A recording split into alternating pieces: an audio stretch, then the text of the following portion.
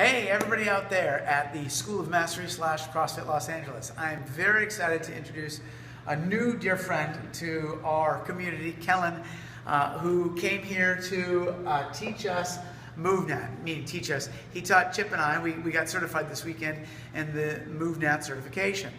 And it brought up a lot of conversations for Kellen and I about this context-driven system, because MovNat is a very context-driven system, as is this very system that we follow. So I thought it'd be kind of a cool opportunity, Kellen, just to kind of review some of the stuff that we do.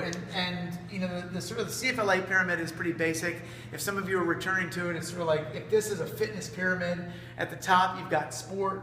Just underneath that you've got some weightlifting or throwing around external objects.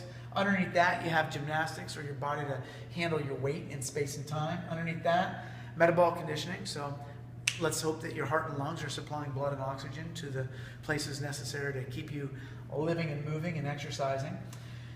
Underneath that is the sort of nutritional component to a wellness fitness pyramid.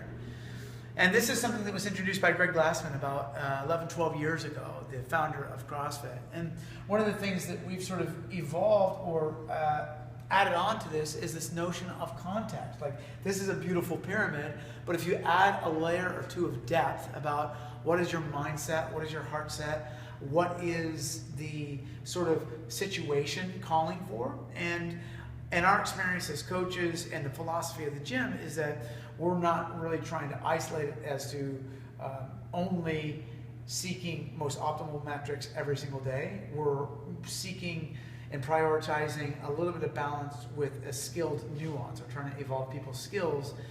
And sometimes that requires letting go of some physical intensity and replacing that with some mindfulness and awareness around the physical qualities of the movements that we're exposing people to. And that brings me to a basic handful of movements here. So for a long time, I've been trying to solve this problem.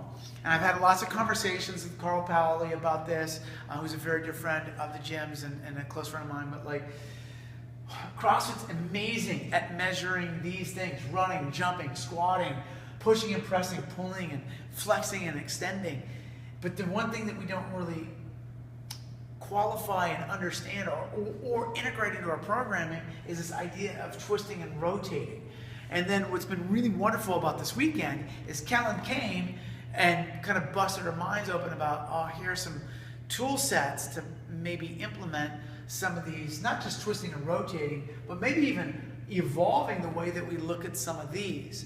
So that kind of reminded me that the context of CFLA and this sort of rotating quality of movement that we don't really integrate into workouts is something that can be addressed with some of the aspects that you've sort of been educating us about. So just, Kellen, you're going to be seen around the gym the next couple of days. So if you're looking at this today or you're looking at it tomorrow, you're going to be seeing his lovely face. The ladies already love him. Say hello. Say hello. Just say hello. He's going to be certifying a couple people to become level 2 MovNat trainers. But Kellen, give us the basics of MovNat.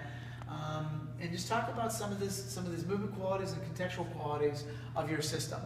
Yeah, absolutely. So, let me first say that the mind busting was mutual. So when you exposed me to the model of the School of Mastery, and I see so many similarities between what goes on in MovNat and what you're talking about here with the CFLA community. So, even just looking at this 7-step model, it was like, okay, this all looks familiar, and then I was like, yeah, okay, the rotation looks familiar too. But in talking with Kenny a bit more about efficient movement, and that's really the priority behind MovNat, efficient movement and what we say natural movement, or movements that the human animal has evolved performing. And so we take maybe a more organic approach to it, seeing the transitions and the connections between movement. And it turns out that this piece that's been a little bit harder to quantify and create some metrics around rotation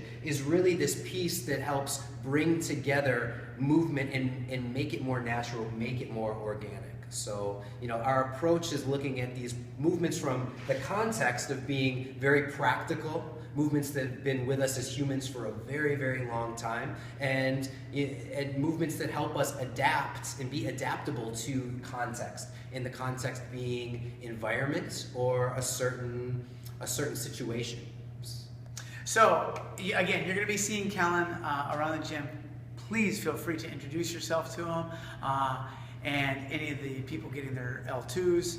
And we're hoping to see him a little bit more as time progresses, and my suspicion is that might just be so. He's going to certainly be helping Chip and I crack the code on integrating some rotational qualities to our overall programming. That is something that you can look forward to. We're not going to rush it. We're going to take our time doing it, and we're going to do it very thoughtfully.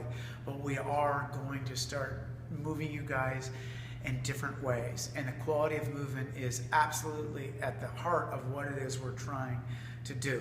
Just expose the vastness that is human movement and cleaning it up with context. Love you guys. That's Kellen. Can't wait to meet you guys. Peace.